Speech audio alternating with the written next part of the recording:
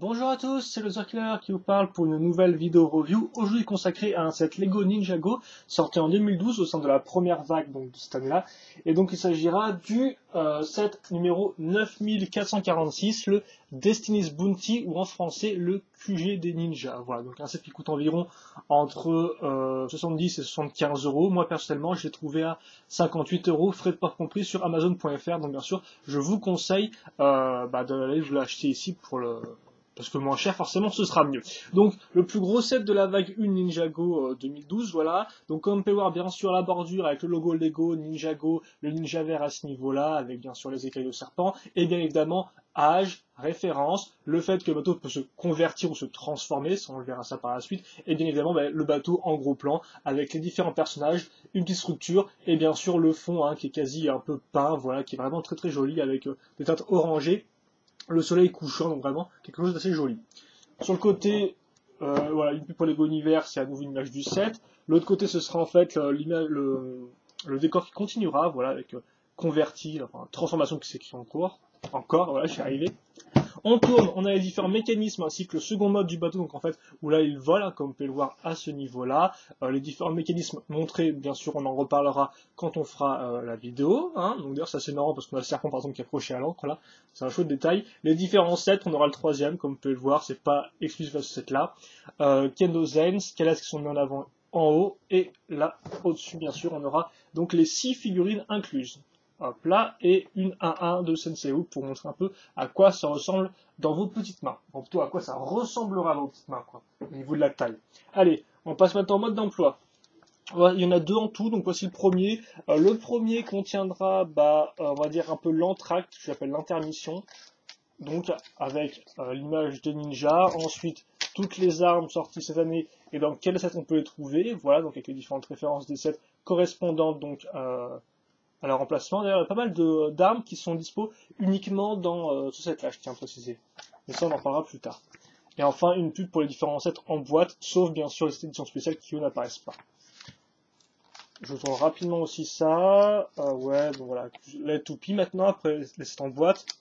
Les différents personnages dessinés, pas tous par contre, comme on peut voir, souvent il n'y a que par exemple 3 ninjas sur 4, ce qui est un peu bizarre, mais alors là c'est bien. Voilà, la pub vous pouvez sur cet internet de différentes façons, merci. Et à nouveau la pub d'ailleurs, enfin à nouveau l'image plutôt, avec les ninjas et les serpents sur les sets. Le second mode d'emploi, lui, ne contient pas l'entracte, logiquement. Il se contente de faire l'instruction du bateau, qui vont jusqu'à d'ailleurs 92 étapes, sans compter, enfin 93, 94, sans compter les sous-étapes. Voilà. Ensuite, vous avez 2 pages de liste de pièces. Bon, ok. Et enfin, la gagne en méga HD 1080p, voilà, ici. Alors on va passer aux figurines. Donc en tout il y en a 6, il y en a plusieurs qui sont on va dire exclusifs ou du moins qui sont apparus dans cette là en premier. Donc déjà on va commencer je pense avec les gentils. Et donc la première qu'on va faire, tiens, ce sera Kendo Zain. Donc je vous rappelle les versions Kendo en fait ont les uniformes de leur version 2010. Donc attendez, je vais un peu baisser par contre ma caméra parce que maintenant je vais plus vous montrer la boîte. On va aussi quitte à faire voilà, mettre un peu la mode macro pour que vous puissiez mieux voir les figurines. Donc oui, uniforme 2010, il n'y a rien de nouveau par contre à ce niveau-là. Par contre, je me demande si la ceinture et sur les jambes, c'est pareil. C'est mauvais travail de recherche de ma part. Et bien sûr, oui, ce qui différencie la version Kendo des versions 2011 plutôt, parce que j'ai peut-être dit 2010, c'est bien sûr leurs armures, voilà, comme ça. Ensuite, on va mettre la tête. Par contre, c'est pas différent. D'ailleurs, je vous rappelle qu'il n'y a qu'une seule expression, il n'y a pas de face. Et enfin, leur casque de Kendo qui va bien. Donc, il faut savoir que Kendo Zen est aussi sorti en toupie, donc qui n'est pas spécialement rare. Et vous pouvez trouver bien sûr moins cher. 10 euros, forcément, c'est moins cher que dépenser 60 euros pour un set. Par contre, une figurine qui là par contre est, on va dire, plus ou moins exclusif à cette là, c'est Kendo J. Car effectivement, Kendo J, lui, il est apparu une seule fois dans un booster pack, qui est disponible uniquement sur le shop Atom, donc de Lego, donc la boutique officielle de Lego, en ligne, si vous achetiez pour plus d'une certaine somme d'argent, voilà. Je me souviens par exemple que Shadow l'avait eu en janvier, et donc bien sûr maintenant l'offre n'est plus disponible, donc ça fait que bien sûr c'est plus facile de trouver Kendo J comme ça que d'essayer de trouver la version booster un peu rare du shop Atom, voilà. Et donc lui d'ailleurs il vient avec 2 griffes comme vous pouvez voir, je l'ai pas noté, mais Kendo Zen lui venait avec une espèce de Non, pas Shuriken, Nunchaku, je vais me tromper, ouais, vaut mieux pas que je dise. Non, c'est un autre nom en plus. Donc vaut mieux pas que je dise des bêtises. Ensuite, on a Senseiwu, qui pourrait sembler vieux, alors qu'en fait, non, son corps est nouveau. C'est un nouveau imprimé, ça je l'avais pas noté auparavant, mais c'est bel et bien un nouvel imprimé, beaucoup plus détaillé que sa version 2011. Donc assez classe. D'ailleurs, imprimé à l'arrière aussi. Hein. Là aussi, pas mal. Voilà. Pour le reste, par contre, c'est classique. Hein. La petite barbichette, qui part un peu dans tous les sens, là. C'est vrai que je l'ai enlevé pour mieux vous montrer le truc, mais je vais perdre un peu de temps à la remettre. Oula, on va un peu centrer, et enfin son chapeau pointu, voilà, comme ceci, hein, toujours très détaillé, et qui marche bien. Vraiment, j'ai remis le mode ultra macro, faut que je mette la figurine à 2 mm de la caméra. Donc ça, c'est les 3 figurines gentilles. Bien sûr, lui, il vient avec son fidèle bâton de bois. Il n'y a toujours pas de tasse de thé, hein, c'est dommage. Pourtant, il en boit beaucoup, il était dans la version série. Ensuite, on va passer aux méchants. Donc, on aura 3 méchants. Donc, déjà, on va parler de Garmadon, donc, qui apparaît pour la première fois dans sa version 4 bras. Il réapparaîtra une seconde fois dans le set, dans le plus gros set de la vague 2, en fait. Donc, qui là aussi coûterait une certaine somme. Donc, par contre, le corps, en fait, c'est bien la version 2011. Par contre, les jambes, elles, sont nouvelles. Avant, il n'y avait pas d'imprimé avec le ruban, comme on peut voir, c'est des jambes toutes noires, donc c'est tout sympathique. Je lui ai mis 2 armes, dont une, en fait, qui est une arme en double, hein, qu'on ne voit pas dans le mode d'emploi. Et donc, bien sûr, pour faire la version 4 bras, je ne vais pas dire qu'il n'y a pas d'imprimé à l'arrière du corps, et on va rajouter cette extension-là. Donc, voilà. L'accroche ici, hein, donc, qui est une accroche pour coup de mini-figurine. D'ailleurs, là, vous remarquez que l'arrière est plate, tandis que l'avant est un peu rond, quoi, une espèce de petite courbure. La tête est pareille qu'en 2010, 2011, je vais y arriver donc, et idem pour le casque. Donc voilà à quoi il ressemble. Bon, par contre, c'est un peu noir, là, vous m'excuserez. C'est qu'on va pas beaucoup avec la tête. Mais voilà, donc c'est un peu bizarre. Hein. Après, bien sûr, niveau articulation, c'est pareil. Hein. Je veux dire, vous avez juste des articulations en plus pour les nouveaux bras. Voilà. Ensuite, on va enchaîner avec une figurine qui là est sortie, donc oui, comme j'ai dit, Senseiwu, donc dans cette version-là, il est sorti que dans 2 sets en 2012, voilà. Zane en toupie et Jay dans un booster pack promotionnel. Quant à Garmadon avec ses 4 bras, uniquement aussi dans le plus gros set de la seconde vague 2012. Et là, si vous voulez faire, vous pouvez faire Garmadon version avec 2 bras hein, seulement. Vous avez qu'à enlever l'extension et puis si vous préférez comme ça, pourquoi pas. Et donc là, on passe maintenant à Slisra, si je dis pas de bêtises, qui est apparu très récemment dans une toupie ou dans un booster pack, mais c'est la première fois qu'il apparaissait à l'époque, donc dans ce set-là. Donc comme on peut voir, bien sûr, hein, imprimé à l'arrière de serpents avec le motif répété, idem à l'avant, schéma de couleur bleu foncé, un peu de jaune orangé, j'ai envie de dire. Ah donc c'est un peu plus du vert pomme, plus du vert pomme et du gris foncé. Et enfin la tête, qui n'est pas un mot exclusif, hein, mais qui a par contre des imprimés qui, lui, bien sûr, sont caractéristiques de cette figurine-là. Voilà. Et il a ça comme arme, qui est sympathique, comme si elle n'a pas beaucoup de sens, vu que souvent le manche, il est aligné avec la lame, quoi, hein, il n'est pas décalé. Et enfin, dernière figurine, qui elle, par contre, n'est pas spécialement nouvelle, c'est le chef, donc c'est Scales, qui apparaît pour la seconde fois. Effectivement, c'est le seul chef donc de Serpent Ninjago qui va apparaître dans 2 sets différents. Hein, donc c'est pas une exclusivité car effectivement, souvenez-vous, lui était déjà apparu dans le super bolide de Cole, si je ne dis pas de bêtises, hein, donc c'est l'espèce de buggy noir de Cole. Et vous m'excuserez d'ailleurs pour les sonneries de l'église qui sonnent midi. C'est pour ça qu'il ne faut pas faire de vidéo review entre 11h50 et midi, tiens. Donc voilà, comme on peut voir, pour ceux qui ne connaîtraient pas Scales, imprimé très chouette. Lui par contre n'a bien sûr pas de jambes, mais une espèce de longue queue qui se posera avant. D'ailleurs vous aurez les accroches à ce niveau-là, voilà. Pas de problème pour poser sur le tenon. Lui comme arme, il y a une grande lance. Et voici au niveau de la tête. Comme ceci. Et donc ça boucle enfin nos 6 figurines. Il faut noter qu'on retrouvera d'autres armes au final au sein du bateau, parce que là vous pouvez vous dire, ça fait pas beaucoup d'armes, même Lord Garmadon a 4 bras, mais il n'y a que 2 pauvres armes sur lui. Ne vous inquiétez pas, les armes on va les retrouver sur le bateau ensuite. Et par contre, une autre arme objet qu'on va retrouver tout de suite, c'est le sceptre. Donc qui va aller se mettre ici, donc sur l'autel. Donc je dois encore gérer les bouquins visiblement. Donc hop là, et on va tourner la caméra pour revenir comme ceci. Donc l'autel, il n'y a pas grand chose à dire plus là-dessus. Donc bien sûr, comme je dis, vous avez le sceptre que vous pouvez enlever donc, de sa pièce avec un tenon. Hein. Voilà à quoi ça ressemble avec bien sûr la fameuse une fois une lisse plus imprimée. Ensuite, pour le reste, une 4x4, des petites pièces transparentes qui font comme si le liquide en fait venait du sol et repartait au-dessus. Ça viendra par la suite. Donc des pièces pentues 2x1 et 2x2 un peu plus grandes, comme vous pouvez voir. Ensuite, un chouette enchaînement de motifs, donc avec des pièces rondes et des pièces briques, hein, comme vous pouvez le voir, avec un chouette motif. Donc là, on a pris le motif avec les briques dans ce sens-là. aussi bien ici que là, hein, c'est très symétrique. Donc on fait ça x1, x2, x3. Ensuite, on va mettre deux petites pièces d'accroche pour caser une antenne et on va dire un sabre laser, donc qui seront en couleur trans neon green, et qui serviront à faire un peu le venin du serpent qui coule, ce qui d'ailleurs est un effet renforcé du fait de l'espèce de petites bulles d'air, j'ai envie de dire, qui sont dans les pièces. Et donc ce qui font comme si le liquide s'écoulait vraiment de la bouche du serpent. Et donc la bouche du serpent, comment elle est faite? On va prendre comme Pelwar une pièce charnière, on va caser ensuite cette pièce-là qui est une pièce imprimée, ce qu'il faut noter parce que c'est pas un sticker par contre pour une fois. Et donc comme Pelwar, les yeux du serpent, enfin des yeux du serpent sortent du venin, voilà. Donc très chouette imprimé, donc comme Pelwar, ça se suit parfaitement avec les antennes donc, qui représentent le venin qui coule. Donc peut-être un petit temps à rendre vite fait la structure. Et donc moi j'aime beaucoup l'effet en fait, qu'on a une espèce de translucent green ici, qui fait un peu comme si le liquide remontait pour redescendre ensuite, quoi. Enfin, venait du sol. Donc j'aime bien cet effet.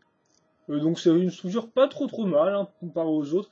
Elle rend assez bien, elle n'est pas non plus après incroyable, mais au moins elle sert son but, vous permettre de caser donc le sceptre en ayant un effet assez chouette avec la tête de serpent et les pièces qui coulent là, à ce niveau-là. Voilà. Allez, on passe maintenant au gros de la vidéo, le bateau.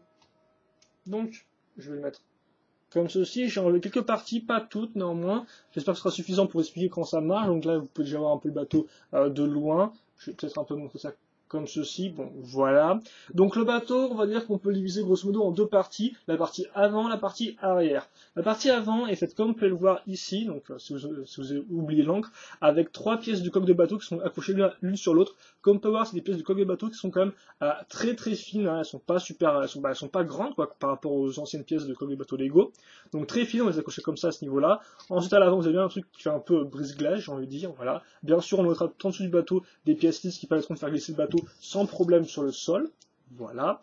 Après, donc, nos pièces de coque de bateau, on aura des pièces un peu plus simples. Et comme vous pouvez le voir, si on regarde de haut, j'espère qu'il n'y a rien qui va tomber, eh bien, on va passer du large au fin pour la partie arrière. Hein. Comme vous pouvez voir, on partait, on va dire, en environ 10 tenons larges. Attendez, peut-être même 12.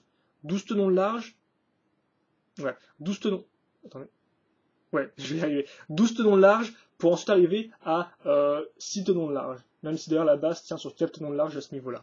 Donc la partie avant, la partie arrière ensuite. Et donc maintenant je vais vous expliquer un peu mieux comment marchent ces différentes parties, comment ça fonctionne tout ça. Donc la partie avant est intéressante parce qu'elle aura un mécanisme, des différentes armes et d'autres choses de ce style-là. Donc déjà on va commencer avec la partie avant. Donc je vais y arriver.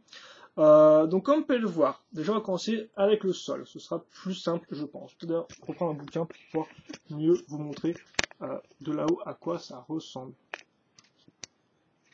Comme ceci. Donc, déjà on va commencer avec l'avant du bateau. L'avant du bateau, là on va mettre une tête de dragon qui sera mise par la suite. Sur les côtés seront faits avec des pièces comme ceci. Donc il faut que je la trouve la pièce, voilà.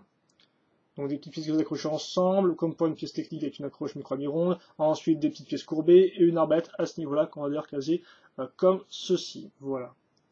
Vous marquerez derrière la pièce à ce niveau-là. Mais avant qu'on mette ça, je vais d'abord expliquer cette partie-là. Donc comme vous pouvez le voir, là on a une pièce gris foncé, hein, voilà, enfin une pièce avec un motif de gris. Dessus, on va caser une pièce ronde marron, qui d'ailleurs sera maintenue avec une grosse barre, ce qui fait une grosse barre technique, ce qui fait que là, le mât sera bien enfoncé et ne bougera pas trop, comme vous pouvez le voir. Et donc cette partie-là est une partie multifonction. D'abord, on pourra noter là la pièce pour faire tourner l'encre. Donc comme vous pouvez le voir, je tourne ça et l'encre remonte ou redescend. Hein, donc c'est assez chouette. Comme vous pouvez voir, c'est relié à la partie rouge. La partie rouge d'ailleurs sera enchaînée avec cette pièce-là. Donc ces pièces-là qui sont sur une pièce charnière et donc ce qui fera une espèce de rappel de forme et de couleur avec le rouge, enfin plutôt rappel de couleur avec le rouge, voilà, qui part en ce sens-là, et d'ailleurs vous verrez par la suite que ce sera utile pour la tête de dragon. Ensuite on a des pièces marron ici pour couvrir un peu les vides, là on notera deux petites pièces rondes qui serviront à accrocher les cordes qui seront très utiles par la suite pour mettre les voiles du bateau. D'ailleurs vous noterez que la corde en fait d'ailleurs se case à ce niveau-là, donc avec un espèce de petit levier, là encore ça l'expliquerai par la suite. On notera les pièces d'accroche à ce niveau-là pour accrocher 4 sabres argentés. Voilà. Ensuite, vous noterez ces pièces-là qui sont en fait des stickers. Hein. On pourrait croire que c'est vraiment des trappes qui peuvent s'ouvrir, mais en fait non, c'est juste des pièces lisses qui ne peuvent pas s'ouvrir. Par contre, ce qui peut s'ouvrir, c'est et d'une ça, comme ça. Donc dedans, il y a 4, il va falloir 3 cristaux, de couleur transparente.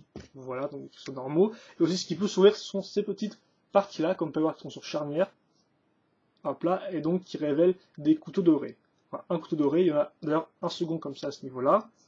Ensuite, sur le côté du bateau, donc on aura d'abord une espèce de petite barrière, faite avec 2 pièces comme ça et des bras de botte, plus l'arbalète, haute barrière, donc ensuite l'ancre dont je parlais précédemment. Par la suite, on va caser donc cet élément-là, que j'ai déjà parlé. On va le caser normalement ici, voilà. Enfin, on va prendre donc notre fameuse tête de dragon dont je parlais par le passé, qui ressemble à ça, donc c'est la fameuse tête de dragon qu'on a déjà en 2011, donc on repart entièrement en rouge. D'ailleurs, vous remarquerez la petite ouverture ici pour faire une bouche qui s'ouvre ou qui se ferme, voilà, donc grâce à des pièces charnières. Je n'explique pas plus, je pense que c'est suffisant, et c'est comme ça que j'ai accroché à l'avant. Comme ceci, donc c'est bien maintenu, ça devrait le faire. Et donc comme on peut voir maintenant, on a l'enchaînement de couleurs avec cette partie-là, donc ce qui rend assez bien, chouette rappel de couleurs. Donc maintenant qu'on a fait ça, on va peut-être, je vais peut-être parler de l'arrière d'abord, et ensuite on casera les ailes et tout ça, parce que sinon ce serait un peu compliqué de tout vous montrer. Donc l'arrière en fait, c'est assez simple, on aura un canon donc sur pivot, ensuite on aura une caisse que j'ai mis là, même si le mode d'emploi vous indique pas de la mettre, donc qui contient 4 pièces serrées qui serviront de boulet. Je vous rappelle comment ça marche, c'est assez simple. Donc, bien sûr, faut que je puisse la prendre. Voilà. D'ailleurs, au passage, je vous montre la carte. Assez chouette, imprimée une fois de plus. Voilà.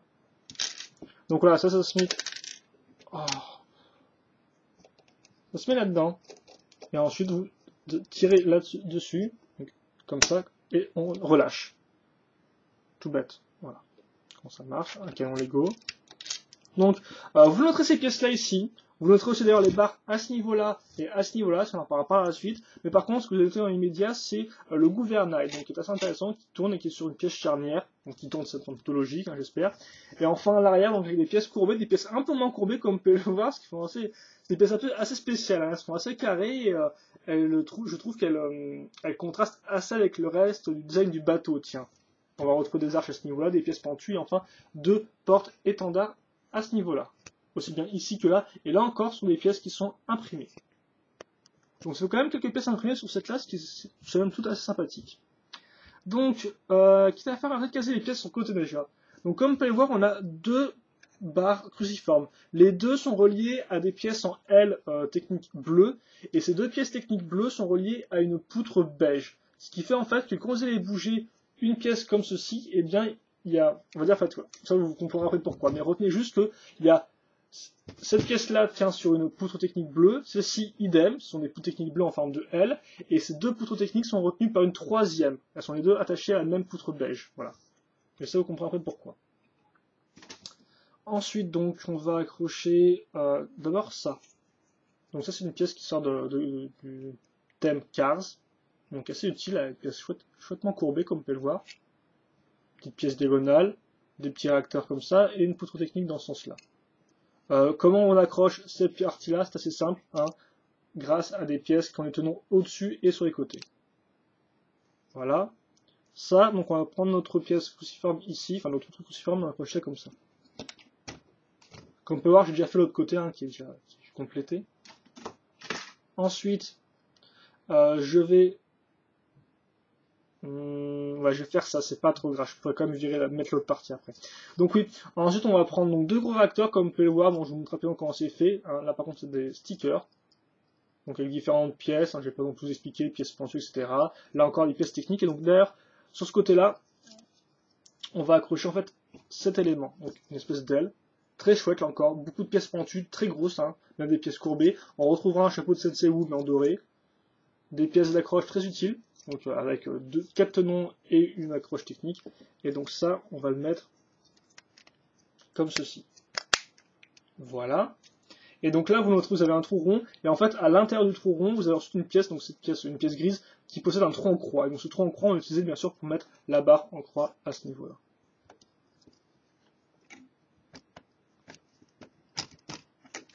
Comme ceci. Voilà. Donc cette partie-là est faite, pas tout à fait, enfin celle-ci sur les côtés.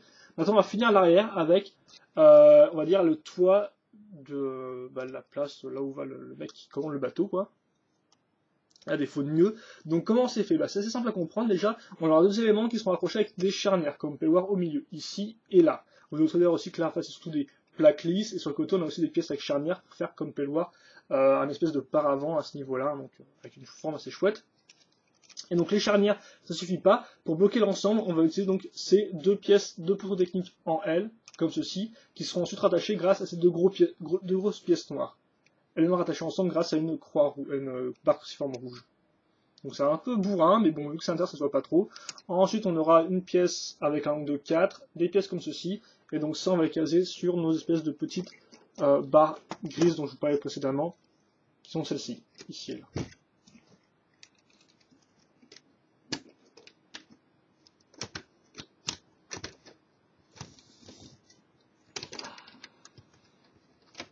Donc excusez-moi, je me rends compte, la revue peut être un peu fastidieuse. Bah, je me disais bien aussi que j'aurais dû mettre ça avant de mettre ça. Et donc en fait l'idée c'est qu'on va mettre ça en arrière et ça va être retenu par cette partie-là. Donc là il n'y a rien qui s'accroche vraiment, quoi. Ça tient d'une façon grâce à la gravité, quoi. Mais c'est pas plus mal, au final ça suffit, il en faut pas plus pour faire tenir ça. Et donc enfin, qu'on a fait l'arrière, maintenant on va passer à l'avant avec les ailes. Donc je vous rappelle que le mât ressemble à ça, voilà. Et donc, on va prendre cette structure-là, donc qui ressemble un peu à rien comme vous pouvez le voir. Donc il faut juste savoir qu'en fait vous avez une base, hein, donc faite avec une pièce angle de 4, il y a une pièce en T, et ensuite avec des pièces angle de 1. Sur ces pièces angle de 1, on va caser cette partie-là. Donc qui est en fait basée sur une pièce trident un peu. Donc avec trois barres, quoi. Donc déjà, sur la barre arrière, on aura une grande barre avec cette accroche-là, très utile à noter, ça. En dessous, idem, une accroche comme ça, très utile. Et à l'avant, vous aurez cette pièce-là qui sera utile à noter. Le tenon comme ça qui est dispo là. Normalement, ça c'est une pièce qui va sur un corps mini-figurine pour mettre des trucs à son dos. Et enfin, vous noterez cette partie-là. Donc, je vais prendre l'aile qui est assez, enfin la voile qui est assez chouette comme vous pouvez le voir. Hein, voilà. Donc déjà, ça, je l'accroche ici. Ensuite, le trou du haut, je vais prendre un bras de botte. Et j'enfonce ça comme ça. Idem en dessous. Et donc voilà à quoi servent mes différents trous dont je vous avais parlé précédemment. Donc, je mets ça comme ça. Ouais, on va mettre ça, on va les tourner bien comme il faut. Et enfin, donc maintenant, je vais accrocher à cette pièce en T ma pièce là. Et donc l'idée maintenant, c'est que je vais prendre mes deux cordes, enfin c'est une seule corde, hein, mais je vais prendre mes deux fils comme ça. Je vais passer à ce niveau-là et ensuite j'ai accroché les tenons sur, une fois une là, du bout de la corde ici, sur les petits tenons que je parlais précédemment. Donc je fais ça, comme ceci, et donc là normalement maintenant je suis paré au mécanisme, mais surtout j'ai fini le bateau. Enfin, donc voilà, on va être bien sûr un peu loin comme d'hab, hein, parce que c'est un véhicule qui est quand même...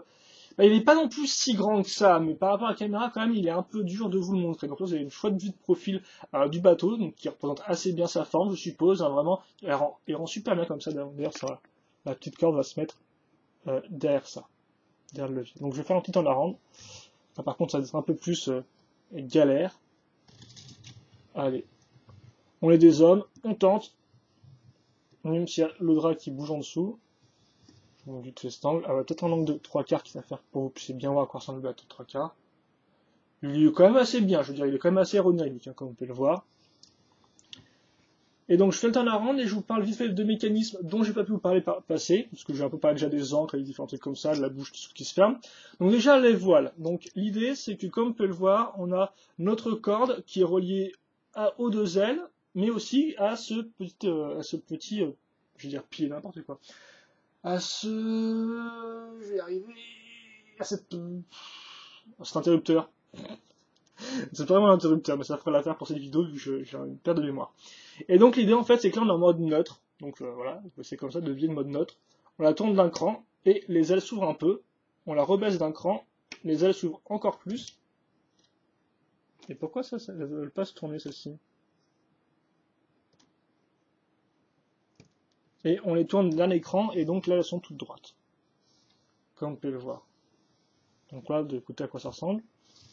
Et donc ensuite vous n'avez plus qu'à tourner comme ça, hop, et voilà. Donc tournez pas comme ça parce que sinon, comme vous pouvez voir, le fil va un peu se déchausser de notre levier. Donc voilà, ça c'est le mode neutre, second mode, troisième mode. Par contre, je sais pas trop pourquoi le truc a un peu de mal à tourner avec. Des fois, la voile droite, là, elle a un peu de mal à suivre. Hein. C'est peut-être du fil ou comment je l'ai mis. Je ne sais pas trop. En tout cas, voilà à quoi ressemble le mode. Donc vous pouvez se mettre comme ça, hein, c'est pas aussi violent que la dernière version. Donc ça c'est les ailes, comment ça marche. Donc on va remettre en mode neutre. Et enfin à l'arrière, c'est assez simple. Il faut lever le bateau déjà, et ensuite vous tournez ceci, et voilà. Vous passez en mode vol. Et donc en fait, là d'où venaient mes explications un peu confuses tout à l'heure avec mes idées de poutre bleue et poutre beige, en fait, qu'est-ce que ça veut dire? C'est tout bêtement dire que parce que les deux poutres bleues sont reliées elles-mêmes, enfin sont reliées les deux grâce à une poutre beige, et bien ça fait que forcément, quand on va bouger cette partie-là va aussi bouger, vu que les deux sont reliés ensemble grâce à la poutre beige. Donc voilà. D'ailleurs, vous pouvez, je pense, un peu les voir à ce niveau-là, les poutres dont je vous parlais précédemment. Hein. Et donc ça peut sembler bizarre qu'en fait qu'on active ça avec seulement le doigt et tout, mais c'est bien comme ça qu'il faut faire. Au début, je pensais aussi qu'il y avait un espèce de mécanisme, en fait, qu'on devait par exemple mettre son doigt en dessous pour bouger les barres, mais non pas du tout en fait. Lego vous dit bien, bah si tu veux changer le mode du bateau, tu tournes ça comme ça et puis basta. Voilà. Et donc après, bien sûr, bah, vous levez les voiles comme ceci, et donc vous avez le mode bateau. Oula, oula. Est-ce qu'il peut tenir sur ces, sur ces deux espèces de jambes arrière là? Comme ceci. Voilà, donc c'est un peu spécial. Et donc je pense qu'on a fait le tour sur le bateau, donc je vais faire un bilan assez rapide. Une fois de plus, je suis pas très fier de ma prestation, elle est un peu longuette tout de même, hein. Même si c'est assez gros. Donc on est bon là, j'ai vite fait mettre les différents éléments de décor. Donc on va commencer rapidement avec les figurines. Alors les figurines, subjectivement, au début je n'étais pas super content, bien sûr. Je veux dire, niveau qualité, elles sont de qualité, hein. Une fois de plus, ça par contre c'est bien sûr un point qui est un peu évident, quoi. Les figurines sont de qualité car elles sont des imprimées détaillées, elles sont bien faites, bien sûr, bon on va pas parler d'articulation parce que l'articulation voilà quoi, c'est des figurines Lego, mais voilà, non franchement, une fois de plus, imprimées, elles marchent bien, ça y a pas de problème. Les serpents sont magnifiquement faits, Sensei, sa nouvelle tenue, elle rend super bien. Ça, non, il n'y a pas de problème à ce niveau-là. Comme d'habitude, c'est de grande qualité. Mais par contre, c'est plutôt la sélection des personnages au début qui me paraissait un peu moyenne, quoi. On a deux personnages. On a deux ninjas sur 4 en mode kendo. On a Sensei, on a Garmadon. On a un personnage qu'on a joué dans un autre auparavant. Donc c'est vrai qu'en fait, tel quel, ça me paraissait un peu nul personnellement. Et c'est vrai que personnellement, c'est pas vraiment des moules dont je suis particulièrement fan. Enfin, certains, tout du moins. Mais au final, quand on y pense, de façon un poil plus réussie quand même, vous avez quand même pas mal de figurines, on va dire, bah, plutôt rares, voire exclusives. Donc, on l'a déjà dit, mais Sensei, nouvelle tenue, Kendo J sorti uniquement dans cette promo, donc franchement, quasi exclu, j'ai envie de dire. Garmadon, là encore, sorti que dans deux sets, donc ça c'est le moins cher d'ailleurs, aussi, je tiens à préciser. Stisra qui est sorti que par la suite, vraiment que en seconde vague, en toupie, donc là encore plutôt rare. Donc au final, ça fait qu'on a quand même des figurines, bah, ma foi, qui sont entre eux, bah, qui sont peut-être pas exclusifs à cette là, mais normalement qui sont somme toute assez rares, quoi. Parce que là encore, Sensei la seule façon de l'avoir autrement que dans cette là, c'est en achetant donc le Epic Dragon Battle, le gros set à plus de 100 € de la seconde vague. Donc voilà, là ça fait un peu moins cher si vous voulez l'avoir. Vu qu'il me semble pas qu'il soit sorti en version solo, hein, Sensei. Donc voilà, donc non franchement au final la session quand on y repense elle est pas si mal que ça. Après moi je suis pas un grand fan des personnages qui sont dedans, mais voilà, objectivement ça marche plutôt bien. Après, quand même quelques petits problèmes. Edwin Garmadon avec les 4 bras, il n'est pas génial. Après, on aime ou on n'aime pas, c'est une question de goût. Bon, moi je m'y suis fait, mais après je peux comprendre que voilà, ce soit pas non plus la meilleure des figurines. Ensuite aussi, ce qui est un peu dommage, c'est les armes. Car les armes, quand on regarde telles quelles, bah franchement, ça paye pas une mine, quoi. Je veux dire, à part Jay qui a deux espèces de griffes, au final, bah regardez, tous ont une lame un peu random. Je veux dire, lui, il a une espèce de couteau à 3 lames, lui idem, lui, là, voilà, ça, une lance. Bon, ça fait un peu bizarre. Et c'est qu'au final, qu'après qu'on ait construit le bateau, qu'on se rend compte qu'au final, bah, il y a bien 50% des armes du set qui sont passées dans le bateau, quoi. Je veux dire, par exemple, vous avez 4 katanas dans le bateau, vous avez 4 arbalètes dans le bateau, vous avez 2 couteaux dorés. Donc au final, bah, une fois de plus, au début, quand on construit les figurines, on se dit, bah, niveau armes, c'est un peu la loose, quoi. C'est un peu, c'est pas très homogène, quoi. Par exemple, contrairement à un set du type Ultrasonic Raider, enfin le gros véhicule à chenilles avec une roue à l'arrière de la vague 2. C'est vrai que c'est pas très homogène, mais après au final quand on regarde le bateau on se dit ah bah ouais finalement quand même il y a quand même pas mal d'armes, donc c'est un peu bizarre comme sensation, mais voilà. Une fois de plus, c'est vrai que personnages et armes dans cette classe sont un peu, c'est un peu spécial quoi j'ai envie de dire. C'est pas nul, mais c'est même plutôt bien en fait quand on y repense. Mais c'est vrai que de prime abord, ça paraît pas si bien que ça, si vous pouvez me comprendre. Ensuite, le bateau. Ou plutôt la structure, si je le passe rapidement, elle est bien. Elle marche, il n'y a pas grand chose de plus à en dire. Elle est assez sympathique et elle fait son œuvre. Après, c'est quand même dommage de pas avoir une structure un poil plus grosse. Après le bateau, ça au début j'étais pas spécialement conquis, il me semblait pas super grand ni super impressionnant. Au final, devant mes petits yeux, il est pas non plus super grand et super impressionnant, ça n'a pas beaucoup changé. Néanmoins, il y a des éléments qui marchent plutôt bien. Déjà le design rend bien, on a un bateau dans un style un peu asiatique, donc avec l'espèce de voile sur ce côté-là, voilà, donc qui rend plutôt bien. Après, si je dois passer, bon bah, faire point par point. J'aime bien là, l'effet des couleurs à ce niveau-là qui continue, ça rend plutôt bien. La coque du bateau ici qui est assez lisse avec les côtés rentre bien, avec les arbalètes ça marche assez bien, mais c'est d'ailleurs les arbalètes des fois ne tiennent pas super bien, elles ont tendance un peu à se casser facilement. Ensuite, j'aime bien l'effet avec les deux espèces de roues là, ça fait vraiment très réaliste, je trouve personnellement. Les deux voiles, bah, comme je dis, rendent bien, le mécanisme marche aussi de façon assez agréable. J'aime pas mal les petits panneaux de bois aussi au-dessus qui rendent bien, d'ailleurs, qui sont assez sympathiques. Même c'est vrai qu'effectivement, bah, le mât là s'arrête un peu de façon abrupte, quoi. Pas de drapeau, pas de portendard, rien du tout, ça s'arrête là et puis basta, quoi. C'est un peu bizarre. Alors les quelques-uns rendent bien ici, les petites barrières sont pas mal. J'aime aussi assez bien les petites portes là, même si par contre c'est un peu dommage qu'on puisse pas ouvrir celle-ci là, l'espèce de porte en bois, c'est juste un sticker et c'est franchement un peu, bah, ça fait un peu faux quoi, hein, voilà. Ensuite, l'arrière du bateau là encore a une forme qui est assez aérodynamique comme on peut voir, tout part vers le haut et ça franchement ça rend assez bien sur une vue d'ensemble avec aussi les voiles qui partent vers le haut tel quel. Donc non franchement ça rend, je me rappelle pas mais oui ça marche bien, voilà. Et enfin aussi le second mode avec le mode vol, là aussi, bah, est assez efficace. J'étais un peu déçu quand même que bah, on l'active avec sa main, soit par une espèce de levier ou un truc comme ça. Je trouve ça un peu dommage, certes, mais néanmoins le mode est là. Après bien évidemment, c'est surtout pour jouer quoi. Vous ne pouvez pas le poser quand il y a en mode vol quoi. C'est un peu compliqué à faire, j'ai envie de dire. Hein, voilà. Et au final, bah, je pense que c'est à peu près. Donc moi, est-ce que c'est un set que je conseille? Personnellement, j'en suis pas accro de ce bateau-là, je vais vous le dire comme ça, j'en suis pas accro. Comme j'ai dit, je n'en ai pas grand-chose en achetant le set, et au final, bah, je m'attends toujours pas à grand-chose en les remonter, quoi. Il m'a pas plus impressionné que ça. Après, normalement, comme je dis, il a un design qui est homogène. Ça, par contre, je le rechignerai pas. Il est homogène, il est dynamique, il y a des formes en diagonale qui partent de tous les côtés, donc comme ça, comme ça, comme ça, mais toujours vers l'avant. Donc on a vraiment une impression de rapidité et même un peu de côté un peu bah, futuriste, hein, j'ai envie de dire quasi, avec les espèces de grosses pièces là qui peuvent se retourner pour faire des espèces de gros réacteurs. Ça marche bien. Donc non, franchement, le design en lui-même marche bien. Après, c'est vrai que j'en trouvais un peu plus. C'est vrai qu'effectivement, quand on regarde la série Ninjago, le bateau il est quand même assez grand, il a une chambre, une cuisine, etc.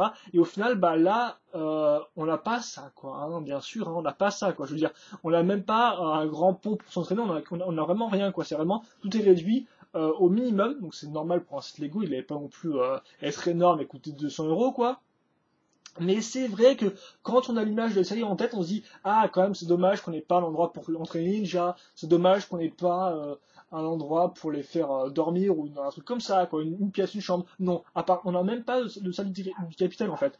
On n'a même pas de salle du capitaine, on a juste un endroit un peu fermé où on a le mec qui contrôle, bah, le gouvernail et puis basta quoi. Le reste, t'as quelle position de tir avec les arbalètes, t'as des petits pièges avec les trucs et puis au final bah voilà.